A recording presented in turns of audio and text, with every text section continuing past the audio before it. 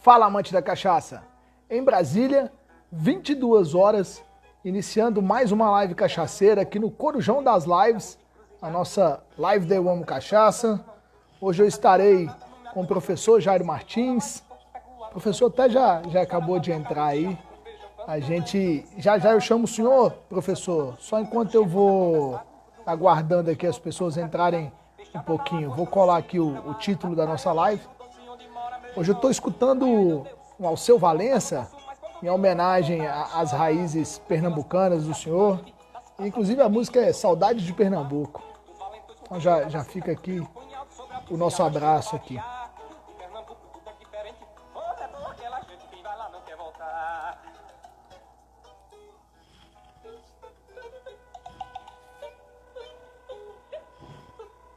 Maravilha.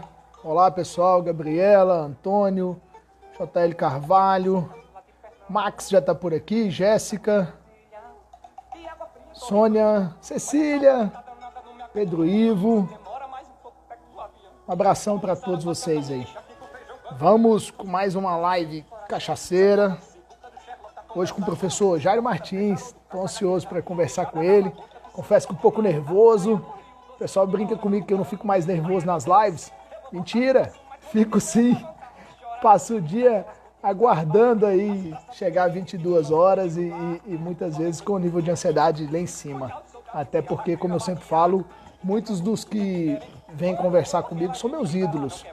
Então, eu sinto muita responsabilidade em estar aqui com eles nesse momento. Antônio, Nai, o pessoal da Tropical Drinks aí, um abração para vocês. A gente vai cumprimentando na medida que é possível. Amanhã continua as lives. Paulo Sagarana, quem tiver por aqui, já deixa perto de si algumas bebidas. O Paulo vai fazer alguns drinks conosco durante a live. Então é importante ter lá uma cachaça, né? Um destilado, um vermute, um licor e um limãozinho ali, um cítrico. Beleza? Vamos lá, professor. 10:02, acho que já dá pra gente começar a chamar as pessoas aqui. Deixa eu pegar o senhor aqui. Pronto. Vamos lá, tá rodando? Professor Jairo entrando. Opa! Boa noite, professor Jairo Martins.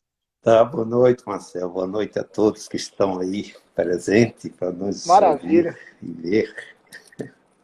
Ouvir e ler. Eu brinco que a resenha é tão divertida quanto essa nossa conversa aqui. E o pessoal da resenha, como muitos são nossos amigos, a resenha tem uma vida própria. Eles falam entre eles, eles respondem o que estão perguntando para a gente. É uma assessoria perfeita. Então eu percebo que é muito ativo, né? E também depende do moderador, né? Da dinâmica. Tem acompanhado as suas e realmente tem sido muito bom, muito informativa, né? Nós vivemos na era da informação, é muito importante. É verdade. Ainda bem que deu certo o projeto, né? Eu, quando comecei, era um pouco desinteressado, depois organizei, me interessei bastante, e é um projeto de 60 lives, e a gente está hoje na 38. Então, acho que está dando certo. Já foi mais de 50% do caminho. É uma quarentena produtiva essa sua. Com certeza, com certeza. Eu e a minha esposa, a gente conversa bastante aqui em casa. A quarentena foi essencial para o nosso processo produtivo. A gente nunca produziu tanto. Estamos muito felizes aqui. Claro, triste com a quarentena. Cada vez mais a doença chega perto de nós. Hoje tive uma notícia de um grande amigo que testou positivo, um amigo que às vezes eu o vejo uma vez por semana. Mas faz parte, né? A gente vai ter que se acostumar um pouco com isso e se precaver cada vez mais. Verdade. O senhor já conhece um pouco da dinâmica? Eu começo a live dando a advertência necessária para o consumo responsável de bebidas alcoólicas. Estamos num perfil de bebida alcoólica, de cachaça, e quando eu falo aqui, não falo só de cachaça, a gente fala de todas as bebidas alcoólicas, então é importante ter consumo responsável com cerveja, com vinho, com uísque, com vodka, com conhaque, com gin e com cachaça também. Então eu sempre deixo aqui essa advertência para que as pessoas não exagerem, bebam água, comam alguma coisa, tome devagar, né? Com elegância, como o senhor costuma falar algumas É vezes. Então é dizer importante falar isso. elegância, né? Eu acho que essa é a forma de se tomar cachaça. Com certeza. Com certeza. O pessoal está perguntando aí que eu estou todo empacotado. Em Brasília, ontem e hoje resolveu fazer frio. E aí aqui, 18 graus é muito frio pra gente. Aí tá todo mundo empacotado. O senhor está onde? Eu estou em Itatiba, é a 100 quilômetros de São Paulo. Eu moro em São Ah, Paulo, né? Mas como aqui é um espaço assim, num condomínio, é um espaço bastante amplo, não tem muita aglomeração, faz bastante sol aqui. E aqui eu tenho todos os meus livros e destilados, então aqui eu faço meus estudos e também minhas experimentações, né? Eu acho que é importante. o senhor está bem acompanhado. Com livros e bons destilados, o senhor está bem acompanhado, deve estar com família também. Então estamos aqui. Então, mas tem sido bem proveitoso, né? Porque eu gosto muito de ler, gosto muito de estudar, né? Então eu tenho preparado muita coisa que estava atrasado, alguns projetos que a gente tem, né? Nessas andanças internacionais. E veio algumas ideias de criar, escrever um livro sobre os destilados das colônias portuguesas, né? Que Olha, tem, mas são um pouco registrados, né? Então já andei fazendo umas reflexões sobre isso. tá bem adiantado, professor? Não, por enquanto eu estou nas ideias, já a pesquisa já está quase pronta, né? Eu só realmente as referências, estive recentemente em Portugal, e sempre que viajo, né, eu procuro, né, estive na Índia também, lá em Goa, a gente descobre que alguns destilados, né, são feitos só lá. Então, com isso, eu diria que o material até agora precisa realmente, em termos de índice estar pronto, é escrever mesmo, né? Mas como eu gosto de escrever, Vai sair né, fácil. tá aí fácil. Professor, também deixa aqui a nossa solidariedade às pessoas, às famílias que têm entes que foram vitimados pela Covid. Como eu falei, cada vez chega mais próximo de nós. E, inclusive, eu já tenho um amigo que faleceu, né? Agora um testou positivo. Então, fica aqui também a nossa solidariedade a essas famílias e as pessoas. Tá? Nós compartilhamos todo esse pesar, né? Quer dizer, é um momento, né, de reflexão, de solidariedade, né? Até de mudança pessoal, né? É isso, com certeza. Então, vamos lá. Professor Jair Martins, engenheiro eletrônico, pós-graduado em marketing, em gestão empresarial, conferencista, né, um dos maiores conferencistas sobre cachaça do país, estudioso e autor de livros sobre cachaça. Eu e o senhor, a gente não se conhece pessoalmente, mas eu já tive o prazer de receber uma visita do senhor lá na nossa loja do aeroporto, depois consegui agradecer pela visita por mensagem, a gente também se falou por mensagem no Instagram, e é uma satisfação enorme estar com o senhor aqui hoje. Que bom que o senhor aceitou esse convite. O assunto de hoje é muito caro para a cadeia produtiva e, inclusive, para alguns dos nossos amigos que não são tão conhecidos de cachaça e ficam perguntando por que a cachaça não alcança o mundo. Então, que satisfação ter o senhor aqui comigo. Grato por ter aceito o convite. Tá ok, eu que agradeço a oportunidade. É sempre bom falar de cachaça e principalmente, né, a gente que tem tido essa oportunidade de viajar e promover a cachaça, interagir com muita gente. Então, eu diria, né, não há muito segredo não, né? Eu acho que o enunciado da questão está claro. É simplesmente a gente unir esforços aqui no Brasil e tentar ganhar o mundo, né? Eu acho que esse é o ponto e é isso que eu pretendo trazer aí nessa conversa aqui com vocês todos. Maravilha. Professor, nós temos muitas pessoas aqui na live que conhecem o senhor, conhecem a história do senhor, mas eu sempre falo assim, se a gente tem uma pessoa que não conhece ou que não entende bem do assunto que a gente está falando, nós temos a obrigação de tentar elucidar trazer um conteúdo mais explicativo para essa pessoa. Então, eu queria que o senhor começasse falando um pouco do senhor, né? Isso, claro, resumidamente, senão a gente passa umas 4 horas só falando de quem é Jairo Martins. Mas eu queria só que o senhor falasse um pouquinho dessa sua trajetória até chegar na cachaça para as pessoas entenderem um pouco do contexto. Márcio, até quando você fez a abertura, você falou, né, engenheiro eletrônico, né? E do ITA, formado no ITA, né?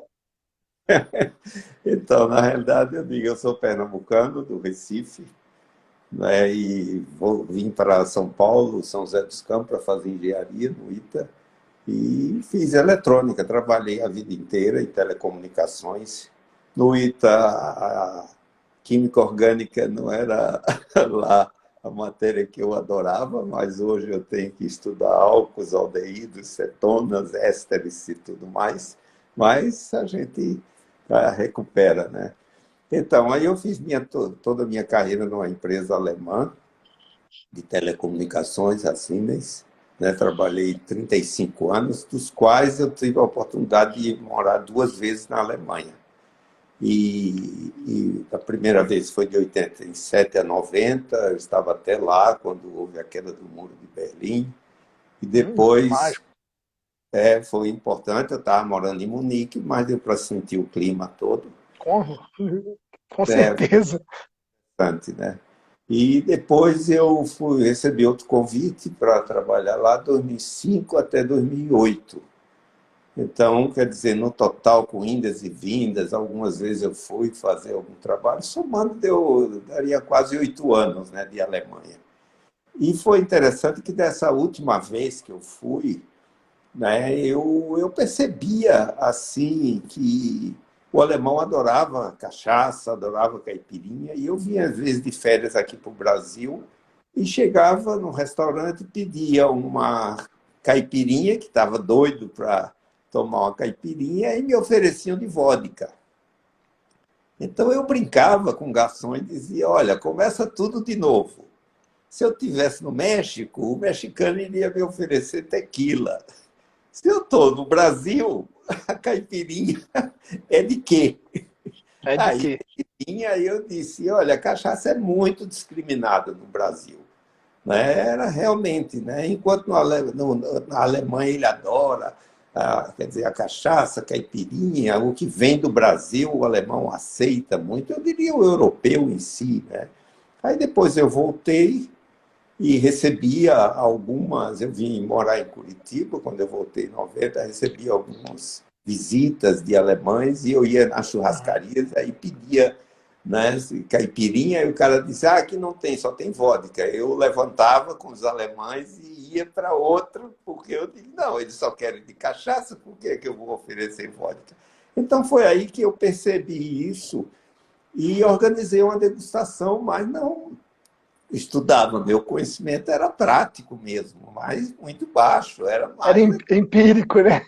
era empírico de gostar mesmo, né? Aí, a partir daí organizei e juntei meus colegas quando via, já ele estuda cachaça, aí juntava algum material, eu só sei que eu escrevi uma apostila, né? Isso foi em 95 e eu chamei essa apostila de o vademecum da cachaça. Ainda tenho ela guardada, eu desenhei a capa, né? E comecei a falar disso. Aí juntei um material todo e foi aí que eu escrevi um livro e ele foi publicado em 2006, quando eu morava na Alemanha pela segunda vez. Eu vim ao Uhum. Brasil para lançar. E foi aí que eu comecei a dar aulas lá, dar palestra lá. O livro de 2006 é o Cachaça, o mais brasileiro dos prazeres, né? Depois teve uma segunda edição em 2008, né? Depois eu publiquei um livro sobre caipirinha, isso é bilíngue, foi com a Associação Pernambucana, né? E o livro, Espírito, Caipirinha, Espírito, Sabor e Cor, 2014. exatamente. Tô Então, estudada. estou vendo, né? Sabe? Eu não. E, na realidade, esse foi feito, né? Foi um trabalho junto com a Margarete Rezende, né? E com o Sebrae também de Pernambuco. E depois o último foi lançado em 2018, que foi esse do Senac, que aí eu já entrei um pouco no turismo, já olhando aquilo, né, que a gente vê na Europa com vinho e com outras bebidas, já tentando, né, associar a gastronomia ao turismo, né? Então esse último ele é bastante completo, né, com E aí é relação o Cachaça, História, Gastronomia e Turismo. e Peguei minha turismo. cola aqui, 2018. Então O, foi a o, pessoa a minha, quer dizer, essa viagem aí pelo mundo o, da prim- cachaça. o primeiro e o último livro, a gente até encontra eles facilmente, professor, mas o livro sobre caipirinha foi uma novidade para mim quando eu estava pesquisando, me preparando para a nossa live. Dele eu não sabia, desse terceiro livro. Esse aí, eu acho que você tem que reclamar com a Margarete Rezende, da Associação Pernambucana dos Produtores de Cachaça e Aguardente, que eu digo, Margarete era bom, mas ela de vez em quando recebe alguns pedidos grandes, né, sobre isso, né? Eu estou aí denunciando a Margarete, né? Mas na realidade ela sempre contribuiu, mas é porque ela disse, pelo visto ela quer que fique só no Nordeste, viu? A gente tem que. O senhor vai ver, depois das lives o pessoal começa a pedir os livros. Aí o pessoal me manda mensagem, pergunta qual é aquele livro que você falou mesmo? E onde a gente consegue? Aí sempre tem umas pesquisas aí. Então, ó, É, pessoal, tem o terceiro livro do professor Jairo aí, que poucas pessoas talvez o conheçam, que é o Caipirinha, Espírito, Sabor e Cor, de 2014. E foi é, escrito em parceria com a Margarete, lá de Pernambuco. teve até um evento na Paraíba com o Comitê Mundial da Internet, e aí a Margarete fez uma ação muito interessante lá e conseguiu, ela vendeu 2.000 exemplares lá. Uau!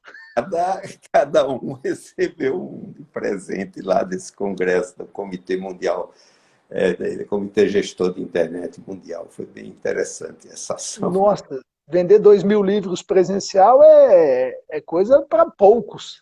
É, exatamente. Mas foi um esforço muito grande, né? A Margarete se virou, mas conseguiu atender no prazo, né? Legal, a gente vai cobrar dela aí. Professor, na oportunidade que o senhor morou na Alemanha, o senhor acabou, num determinado momento, dando aulas numa universidade de gastronomia. Queria que o senhor contasse um pouco dessa experiência, como é que foi dar aula para os alemães numa universidade de gastronomia. Então, uma faculdade lá, né? Tipo, chamava Volkshochschule, lá em Munique. Era muito similar ao Senac, tinha diversos cursos, e tinha uma série lá que era ligada à gastronomia e bebidas. Então, eu conversando com eles, né, já que a cachaça e aquelas coisas que vêm do Brasil, né, são muito bem aceitas, né? O Brasil tem tudo para ganhar o mundo, né? Porque basta dizer que é brasileiro, a Europa toda, qualquer o mundo inteiro aceita, né? Às vezes a gente Verdade. O pessoal já precisa. começa sorrindo. Exatamente. A gente só precisa, né, transmitir mais confiança, né, para o mundo, né? Mas eu digo, o resto, a simpatia a gente tem. Então, eu conversando lá, eles disseram, não, a gente aceitaria um curso aqui, a gente pode, é um curso, né, que pode, e até dei o título bem interessante, foi Cachaça e Caipirinha, Prazer e Sabor do Brasil. Então, ela chamava muita atenção nesse sentido. E aí, no catálogo, né, desse curso que foi oferecido, eu botei embaixo, recomenda-se deixar o carro em casa. É, Porque tinha degustação no curso. exatamente. Então, eu dizia a quantidade de cachaça que a gente degustava e, no fim, fazíamos eu diria, uma oficina de caipirinha, né? Então, isso era muito interessante. E o que a gente percebia é a mudança do humor do alemão, né? Logo que chegava, é tudo sério, sem falar, à medida que a dosagem ia aumentando, você via, né, como a sala se modificava, né? Então eles ficavam amigos, né? Então eu diria foi uma experiência muito grande. Depois, quando eu voltei, Isso foi na primeira passagem do senhor pela Alemanha já? foi de 2005 a 2008. Ah, Aí então na segunda passagem do senhor pela Alemanha. Quando o senhor é, morou lá na segunda vez. foi da segunda vez. Quando eu Tá. voltei para o Brasil, então eu ainda fui algumas vezes dar esse curso que eles juntavam em determinadas datas, então eu cheguei até aí 2 vezes no ano, né? Uma no primeiro semestre e outra no segundo para isso, né? Então eu diria que a Volkshochschule foi lá que a gente começou. Então alguns brasileiros apareciam, mas a maioria era alemão mesmo, né? Alguns donos de bares também. Tinha até um bar lá, um bar Vê o Peso, né? Que é de um brasileiro. Ele é de Belém. E Eu imaginei ele, que seria, pela similaridade do nome. e ele estava lá. E foi muito bom, porque ele divulgava e botou cachaça no cardápio. Uma vez me chamou para dar uma palestra no próprio bar, né? Então, eu diria que esse trabalho, né, da cachaça, né, eu acho que foi muito interessante. E tem um fato pitoresco, né? Eu gosto muito da língua francesa, né? Quer dizer, não falo fluente, mas procuro me informar. E eu fui fazer um curso de francês lá. E foi bem interessante que, quando chegou no final do curso, eu perguntei para a professora: eu posso oferecer uma degustação de cachaça e fazer caipirinha em uma palestra aqui? Aí ela disse: claro que pode. Aí eu disse: então pode programar que a última aula eu trago os ingredientes, trago o salgadinho, trago tudo, né? A única coisa que eu peço é que eu vou apresentar meus slides, dei uma cópia para cada um dos slides e quero que vocês corrijam se o francês está correto, né? Boa, boa. Foi legal, eles corrigiram. Até hoje eu tenho essa apresentação aqui pronta, né? Em francês também, né? Eu estou pensando aqui, professor, pelo tempo que o senhor ficou na Alemanha e o trabalho que o senhor desenvolveu lá com cachaça, provavelmente o senhor contribuiu muito para colocar a Alemanha entre os maiores consumidores de cachaça fora do Brasil, né?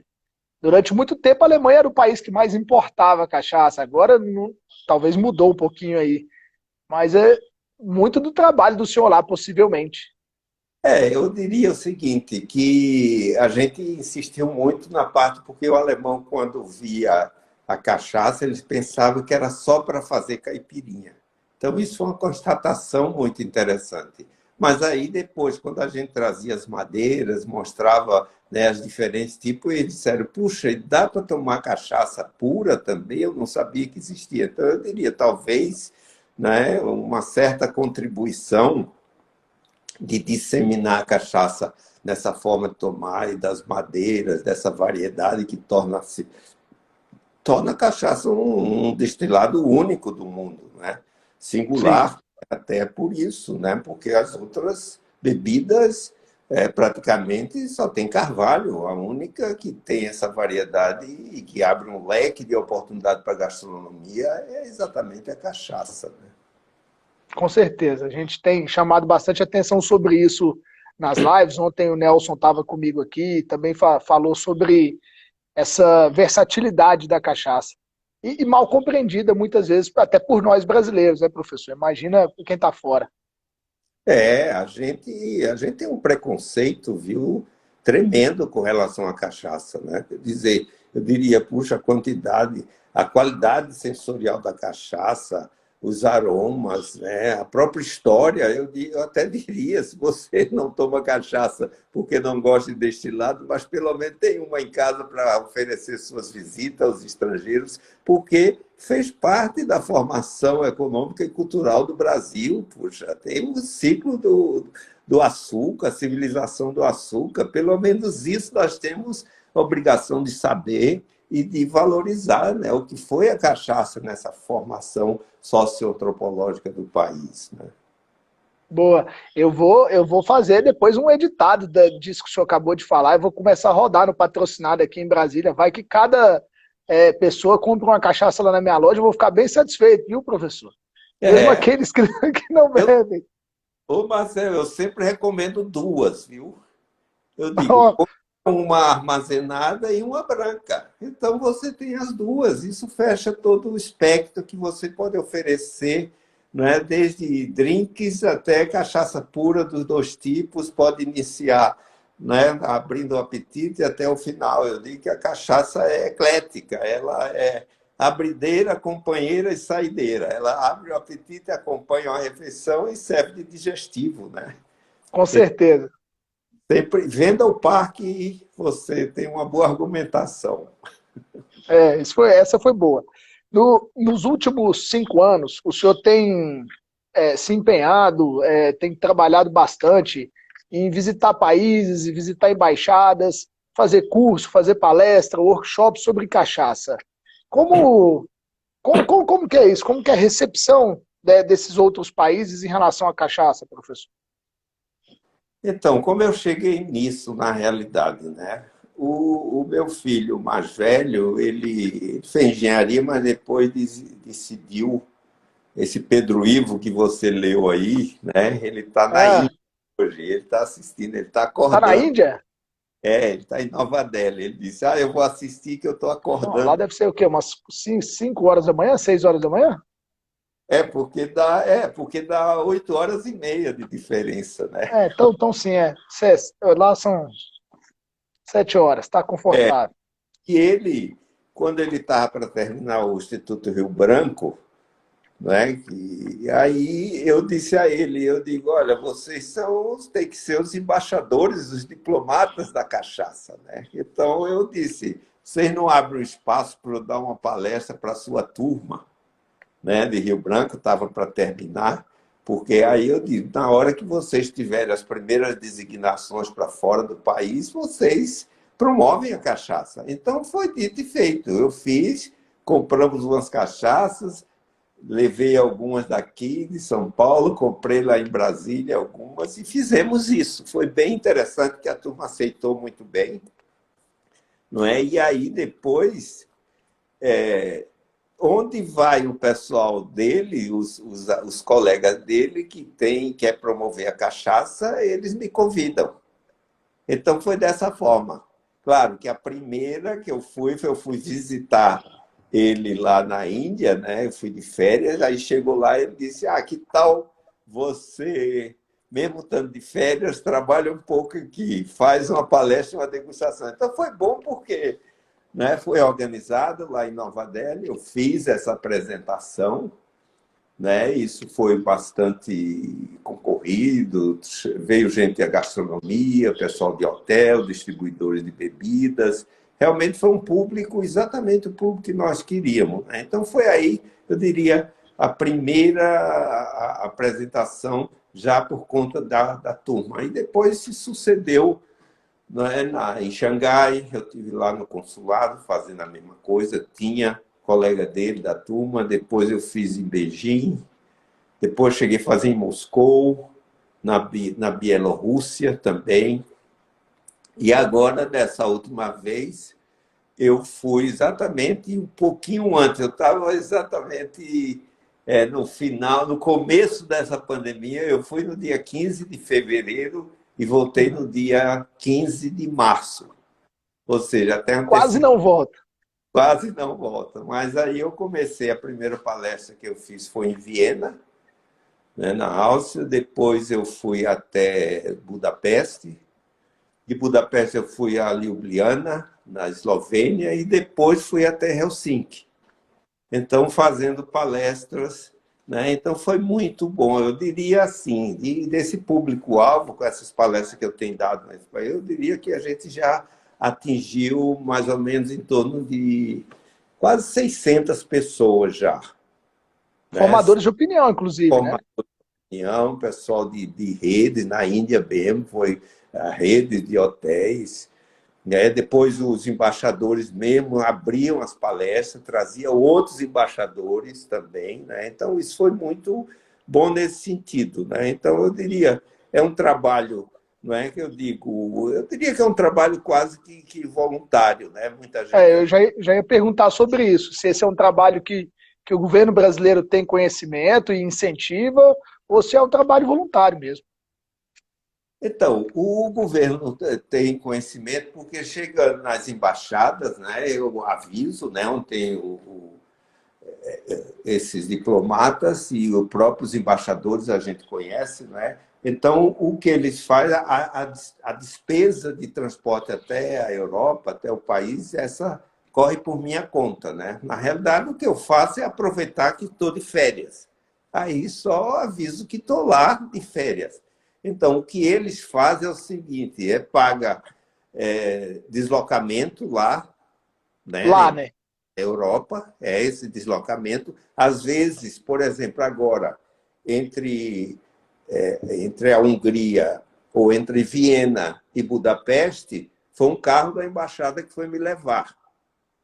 Depois de Budapeste, a Ljubljana, na Eslovênia, também foi um carro, né, que foi me levar. Já como era muito distante, né, da Eslovênia até Helsinki, aí eu peguei um trem e fui, peguei um trecho de avião também. Né? Então, o que eles me dão é, na realidade, esse transporte, né? Dá uma ajuda de custo para alimentação, e outra coisa que eles dão, às vezes, ou eles reservam um hotel, mas na maioria das vezes eu fico na residência do embaixador. Entendi. Quer dizer, Me, eles me, têm residência e não, eu vejo que há receptividade para as pessoas, inclusive eu vejo essa preocupação com redução de custos mesmo, tanto que eles oferecem a casa deles para que a gente fica. A gente convive lá com o embaixador. e Né? do iniciativa do governo brasileiro em mandar o senhor para algum lugar para promover a cachaça ainda não teve.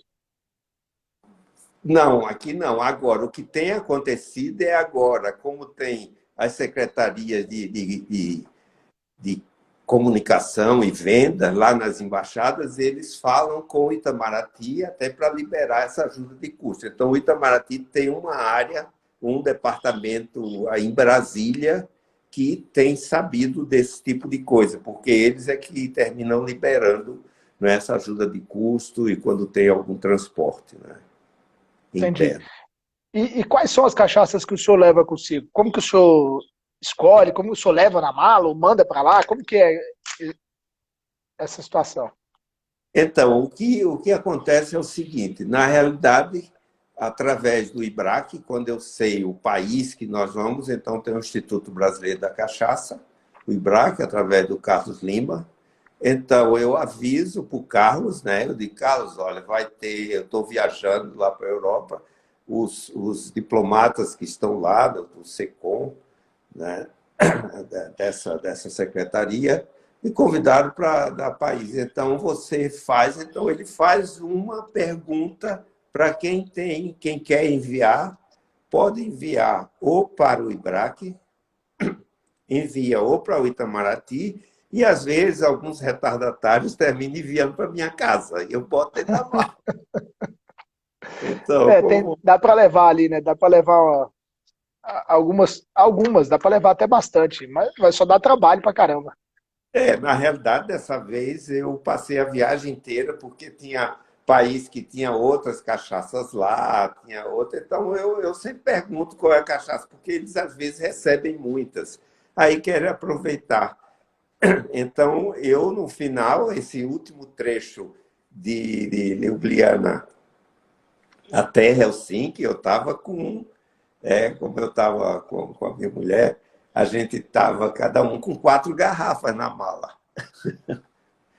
E aí tem algumas, por exemplo, como a Pitu, a 51, a Velho Barreiro, eles, como tem distribuidores lá, eles sempre atendem para as cachaças para fazer os drinks, as caipirinhas, eles sempre ajudam. Mas tem umas cachaças que já estão por lá, a Weber House é uma delas, Sim. né, a Magnífica, né? Então, algumas delas a gente recebe, mas eu digo, é uma comunicação que faz, eu não escolho marca, eu simplesmente, às vezes, eu tenho, a primeira coisa que eu chego nesse lugar, eu digo, eu quero saber, além das cachaças que eu estou levando, quais é as cachaças que tem aí. Aí a gente faz um cardápio harmonizado, porque ele serve os petiscos, inclusive eu procuro fazer essa harmonização com comida local para Boa. exatamente mostrar, né, esse lado eclético, né, esse lado internacional da cachaça, que ele harmoniza, não precisa só ser coxinha de galinha, nem buchada de bode para harmonizar, né? Então, pode ser com as comidas locais, né? Maravilha. E o senhor comentou que o senhor não escolhe as cachaças e não cobra também dos produtores para poder levar a cachaça dele para aquele país, né? Então, Não, como tem produtores aí na live, só para o pessoal entender e ver a oportunidade, que é já o seu destilado caminhar ao lado do professor Jairo. porque eu digo, até hoje, o que eu recebo, né, quando às vezes, né, muito deles mandam algumas cachaças, mandam a mais, não é? E como eu faço outras palestras, outras degustações aqui, eu sempre procuro usar, porque eu digo, eu quero mostrar a cachaça do Brasil, né? As cachaças que estão aqui do Brasil inteiro, é isso que eu quero mostrar. Então, sempre que tem uma degustação, eu faço usando as cachaças. Então, eu tenho algumas em casa e sempre isso. Então, um dos produtores, realmente, eu nunca cobrei nada, nunca pedi nada, e eles são muito solícitos, me ajudam, me mandam folhetos, prospectos. Então, nesse ponto, eu diria, sou muito bem atendido. O senhor comentou do IBRAC, na verdade, o IBRAC, o senhor comunica por ser uma instituição que representa a cachaça, não porque o senhor tem uma relação de trabalho com o IBRAC, né? É uma comunicação. Não, o IBRAC, na realidade, eu sou um membro que ele chama honorário do IBRAC. Né? Quando eu estava na Alemanha, da última vez, morando lá, e eu queria entrar nisso, então eu entrei em contato com o IBRAC, era até a Maria das Vitórias, que era a presidente lá, então ela disse, olha, a gente tem uma possibilidade de ter um membro honorário, então eu participo como membro honorário, mas não tenho assim nenhuma relação de trabalho e eu faço parte também do Conselho de Ética do IBRAC, né? Assim como algumas outras associações, como a associação lá pernambucana, né, da Margarete, né, a par, eu também sou um membro honorário, quer dizer, mas dessa forma, não tem nenhuma relação. Eu entro em contato com o IBRAC porque o IBRAC é o órgão nacional, não é, que representa as associações estaduais. É mais nesse sentido, porque como eles têm uma comunicação direta, então o IBRAC faz essa comunicação e faz um bom trabalho nesse sentido, né, de dar oportunidade para todos. Entendi, tá claro. Professor, e aí o senhor vai para esses países e acaba promovendo a cachaça lá? Como que é a percepção da qualidade da cachaça lá nessas palestras, nesses workshops que o senhor faz? Como que eles sentem o nosso produto? Olha, Marcelo, eu digo o seguinte, se é uma coisa que eu volto dessas palestras, é voltar bastante motivado, porque a nossa cachaça não tem nada a dever a outros destilados. É bem aceita essa variedade de madeiras, a cachaça branca também, seja para fazer drink, seja para tomar pura, e a variedade de madeiras que abre. É como se, para eles, abrisse uma cortina. Né? Na hora que a gente fala das madeiras, que tem uma que harmoniza com uma comida mais condimentada, com frutos do mar, com sobremesa, que é o caso da amburana.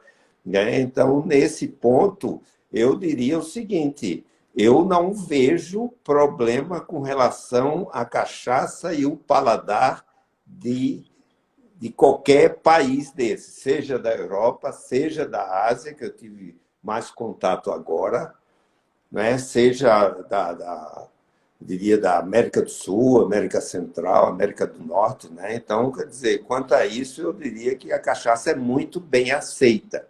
E na hora que você mostra todos essas variedades de madeiras, puxa, então eles começam a se apaixonar.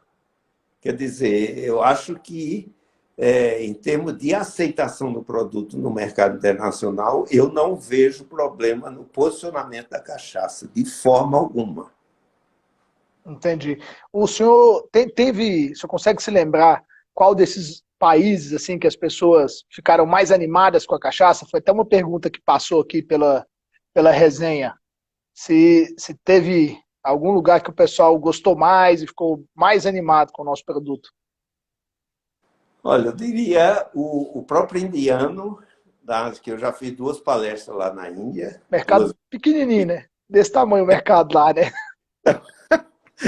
Eu digo, olha, se realmente para cada indiano e para cada chinês, né, idade adulta, a gente vendesse uma garrafinha, não O precisa. brasileiro não bebe nunca mais cachaça. 100 anos para começar a beber cachaça. É, exatamente. Eles tiveram aceitação, e principalmente quando a gente fala dessa harmonização com a comida local. Então, a Índia me deixou bastante animado, principalmente porque eles se interessaram muito pela história, né, da cachaça, quando eu falei que a cachaça tinha mais de 500 anos, né, então vinham muitas perguntas sobre isso. Depois, outro que eu realmente esse eu esperava foi Moscou. Moscou realmente foi bem interessante, né? Tinha até uma senhora lá que chegou, né? Ela estava, não sei se era época de esqui, que ela chegou na cadeira de rodas. Eu só sei que na mesa que eu estava fazendo a caipirinha, ela tomou várias caipirinhas e pedia para fazer, né, tomar com algum suco de fruta que estava lá. Então, quer dizer, em Moscou a aceitação foi muito grande. Depois foi o que eles fizeram em Ljubljana, agora na Eslovênia. Puxa, lá foi muito bom. Cheguei até a ouvir, o próprio embaixador lá escutou e disse, olha, isso foi o melhor evento que a embaixada brasileira na Eslovênia fez em toda a sua história, né? Então, realmente foi muito bom, porque depois que você serve, inclusive durante a palestra eu sirvo as cachaças, depois realmente fica todo mundo lá e fica tomando, fica fazendo caipirinha, né? Realmente é muito gratificante, né? Nesse ponto, né? Então eu diria que a aceitação é muito grande. E esses países, todos eles, né? Eu cheguei a fazer também no México. Isso foi até numa empresa, um amigo estava lá, ele Uhum. organizou. Puxa, foi muito bom também a aceitação. Então, eu digo, a cachaça com relação a isso, em termos de qualidade no produto, em termos dessa variedade de sabores, eu acho que não precisa fazer mais nada com relação a isso.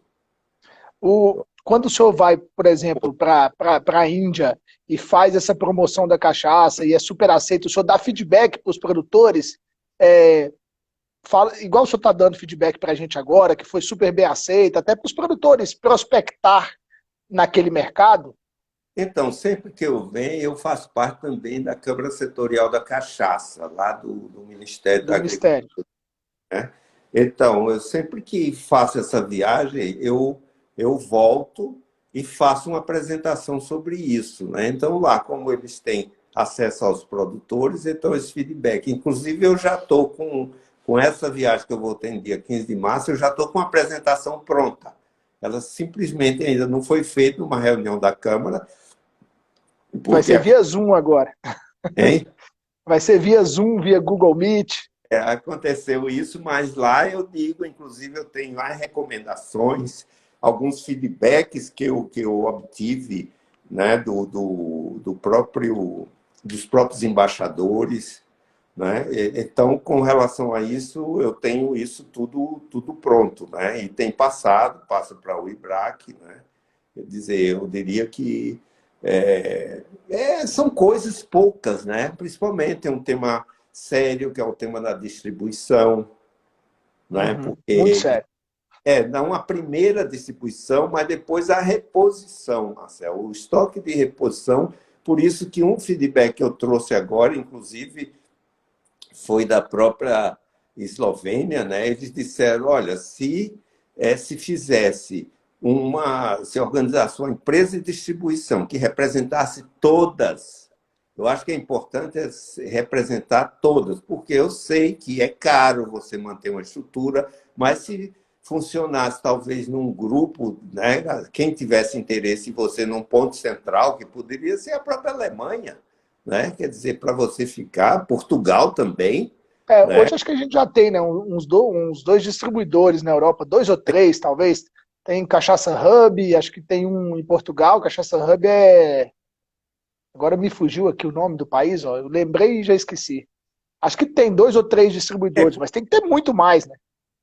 Tá em Düsseldorf, na Alemanha, que tinha um, né? Mas a questão é que ele, eu acho que deveria ser especializado em cachaça, sabe? Se fosse nessa linha que você facilitasse, né? Então isso eu acho que seria muito bom nesse sentido. Eu trouxe até essa sugestão, né? Na próxima reunião da Câmara eu quero apresentar isso, né? Com algumas recomendações nesse sentido, né? Então eu diria, com relação à qualidade do produto, não é isso. Isso eu digo com muita certeza. Não tem problemas com relação à aceitação da cachaça, com relação à qualidade de produtos, porque os produtos que saem, os produtos que são registrados no mapa, pode ter certeza que ele tem a Que qualidade. todos eles têm campo para poder trabalhar fora.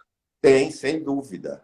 Às vezes, o que precisa, né? Às vezes, né? Você viajar, você ter pessoas, né? Eu sei que nem todos têm uma estrutura grande, que tenha vendedores que falam a língua, né? Que conheça com mais profundidade nas leis dos países e tudo mais. Mas eu diria, não é o produto. Se a gente tem uma baixa exportação de cachaça, não é o produto. O senhor chamou atenção aí para a Índia, para a China. A gente está falando de distribuidores na Europa, mas ainda tem o mercado asiático que é enorme, né? A gente não consegue nem medir o tamanho do mercado asiático. E eu chamo a atenção aqui, só não sei se o senhor conheceu o funcionário que trabalhava com a gente lá no aeroporto, o Alexi, que era costa-marfinense. Ele é africano e ele tomava a cachaça lá com a gente para fins de estudo e ele falava, chefe, se o pessoal da Costa do Marfim conhecer cachaça, eles ficam tudo doido. Isso aqui é muito bom, é muito bom, é muito bom. Então, ainda tem muita gente, né? Muito mercado para cachaça aí mesmo. Tem, sem dúvida. É isso. Eu acho que o mercado tem, né? E O, aí, o, eu não sei se você tinha alguma outra pergunta ou se alguém já fez outra pergunta nesse sentido. E eu vi que passou uma aqui falando, e por que é que a gente só exporta 1% da cachaça, é, né? eu estou exatamente conduzindo para a gente entrar nisso. Né? A gente exporta pouco mais de 1%, mas menos do que 2%, e a gente sempre dá como referência a tequila, que exporta mais de 70% da sua produção, e assim, quais são as causas disso? Olha, a primeira coisa, inclusive, eu visitei Tequila e visitei o Conselho Regulador de Tequila. Na realidade, lá é uma união da cadeia produtiva do tequila, né? É uma união Do perfeita, tequila. quer dizer, porque na realidade a gente chama a tequila, mas o mexicano chama o tequila, O né? tequila. Então, eles é uma cadeia unida, né? Desde o plantador né, do agave, Weber, azul, né? Até tem engarrafadores, né? Quer dizer, é uma cadeia unida que se preocupou com a legislação e principalmente com a exportação dos produtos com qualidade. E também eles batalharam muito contra o comércio desleal. Eu acho que esse é um dos problemas, né, da cachaça, é que a quantidade de alambiques clandestinos que nós temos no país é muito grande. Eu acho que esse deveria ser o primeiro ponto que a gente deveria cuidar. Né? Então, eu diria, o que precisava é união exatamente para isso, né? De combater esse mercado de ilícitos, né? Que vai desde a produção até a comercialização mesmo, né? De ilícito, contrabando. Agora, a desculpa, e muita gente diz, é porque a carga tributária é muito grande. Então, vamos nos unir para tentar derrubar essa carga tributária. Foi isso que aconteceu com o tequila, né? Eu acho que Mas esse lá o governo local também comprou a causa do destilado. Não vejo o como nosso comprando a causa da cachaça aqui, professor. você repete a pergunta? O governo mexicano também comprou a causa do tequila, né, Sim. de promover o destilado deles lá. O nosso governo aqui, os nossos governos, até o momento, nenhum nos pareceu comprar a causa da cachaça e querer toda essa promoção internacional. Eu acho que esse é um ponto. Aí é que eu digo, é a união. Agora, se os estados se unissem, todos eles, né, já que tem uma representatividade nacional através do IBRAC, eu acho que aí se conseguiria, mas numa voz única. Não tem sentido ir dois estados pleitear coisas diferentes para os políticos. Né? Então, cada um vai para um lado. Então, eu digo, a gente falta corpo com relação a isso. Por que tequila que tem menos tempo no mundo de que a cachaça conseguiu isso, né? Porque lá não tem essa briga. A gente tem uma briga interna ainda, né? Não quero entrar em polêmica, mas eu digo, essa briga coluna-alambique é algo que isso beira a insensatez, né?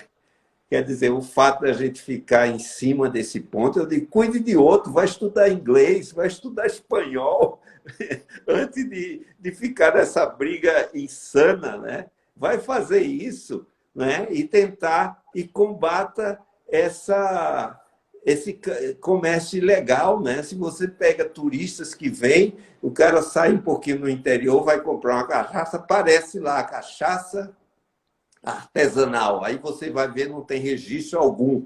Então, isso é uma das coisas que eu tenho muito mais medo, é isso, é essa cachaça ter metanol e com esse metanol começar a cegar um monte de gente aí. Quer dizer, por isso que eu digo, a importância de uma legislação, né, já que a gente está em fase agora da revisão da IN13, é simplesmente combater o comércio clandestino, né? E você transferir confiança para o apreciador. Eu acho que esse é o ponto, né? É juntar esforços que você transmita confiança.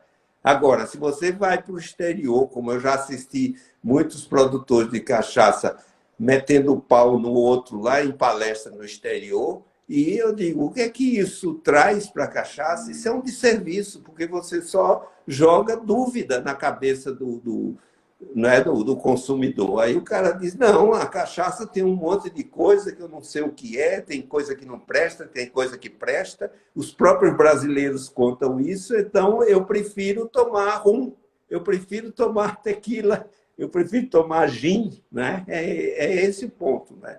É a questão disso. Então, eu diria, o primeiro ponto, primeira recomendação é a união do setor. E depois, vamos fazer a revisão da IN13, que tem alguns ajustes, e são poucos, mas para se preocupar mais com esse tema da falsificação, né, de bebida do ilícito. Eu acho que esse é o ponto que a gente tinha que cuidar. Mas para reduzir o clandestino, o que o senhor acha que tem que acontecer? Mais fiscalização? Talvez não fiscalização em si, mais educação, né? Tem uma parte que precisa ser educativa antes de ser punitiva. Essa conscientização, por exemplo, isso que você abriu, né, falando do consumo consciente, né? Quer dizer, Sim. isso qualquer produtor deveria fazer isso. Então, já que tem as associações estaduais, que associações estaduais eles simplesmente cuidem disso também, não é? Quer dizer, cada estado cuide do seu estado, porque e para reduzir com relação a esse tema, né, de clandestinidade, de cachaça mal feita, sem qualidade, que tenha metanol, que tenha substâncias nocivas, né? Eu acho que esse é o ponto, né, que tem. Eu acho que Nós tem que. temos algumas referências já, né? Nós temos, acho que o Maranhão, a associação fez isso, o Espírito Santo, a associação fez isso. Acho que a gente tem algumas associações que começaram a educar os produtores, aqueles que ainda estavam na clandestinidade, dando suporte para que pudessem registrar. Acho que a gente começa a ver esses trabalhos, professor. E aí outra coisa, e uma conscientização do público mesmo, né? Agora, você vai num bar ou num restaurante, né? Quantas vezes eu não fui ter um garrafão? Aí eu pergunto, e que cachaça é essa? Não, essa cachaça é de graça para abrir o apetite, mas eu digo, qual é a marca dela? Ela é registrada? Não é, quer dizer, ele compra de qualquer coisa. Eu fui uma vez em Uberaba visitar um alambique, um amigo meu, não é, que disse, eu compro cachaça desse alambique. Quando eu cheguei lá no alambique, eu vi uma cachaça jorrando, estava na alambicagem, estava jorrando, não pingava, não. Era uma torneira aberta. Aí eu disse, mas isso aqui não pinga? O alambique não tem que pingar? Né? Você, nessa velocidade que está saindo essa cachaça, como é que você separa a cabeça da cauda, né? E a cabeça do coração, né? Do Como é que coração. e aí o coração da cauda. Aí ele disse, não, a gente só tem um padrão, doutor, aqui. Quer dizer, ele disse, não, só tem um padrão. Começa lá, para, junta. E ele pegava aquilo, tinha uns que botava dentro, né, de um barril de carvalho, saía amarelinha, então ele tinha os dois tipos, mas não fazava. Aí eu fui ver, a fermentação era feita ao ar livre assim. Quando eu olhei uma dorna de madeira que ele tinha, Do coxo. parecia é, cor daquela lama de filme de terror, sabe? Tinha todas as cores ali dentro. É para ver, né? Então, eu diria, é nesse ponto que a gente tem que conscientizar o apreciador e que cada produtor também seja um guardião disso, né? Quer dizer, para onde tiver, porque o México fez isso, não sei se você sabia, eles fizeram uma guerra muito grande, inclusive eles fizeram acordos, né, o Conselho Regulador, com as embaixadas mexicanas, onde descobrisse um tequila no supermercado que não tivesse a origem mexicana, que eles denunciassem. Então, foi através dessas denúncias, né, de boca a boca que se conseguiu reduzir isso. Né? Então, às vezes, a gente não leva a sério isso, fica preocupado com outro tipo de coisa, né? E esse ponto que é mais importante, isso não é levado a sério. Né? Eu achei interessante o senhor chamar a atenção para o processo educativo do consumidor e chamar a atenção que os próprios produtores deveriam fazer isso. O senhor estudou marketing e hoje no marketing digital, algumas das empresas mais bem-sucedidas são as que trabalham, inclusive, com esse processo de educação, com esse processo de ensinar várias habilidades, né, habilidades diversas. E eu sinto falta disso. Eu vejo aí poucas empresas trabalhando educação do consumidor no país e normalmente não são empresas produtoras, são empresas da ponta final, é o PDV, é o ponto de venda. Esse está trabalhando educação. E eu gosto quando o senhor chama a atenção que o produtor tem que criar corpo nisso. Se todo mundo começar a falar bem do nosso produto, ensinar o cliente sobre o nosso produto, passar informação sobre o nosso produto, esse consumidor vai estar melhor colocado ali para poder consumir uma cachaça com registro, uma cachaça de qualidade, por aí vai.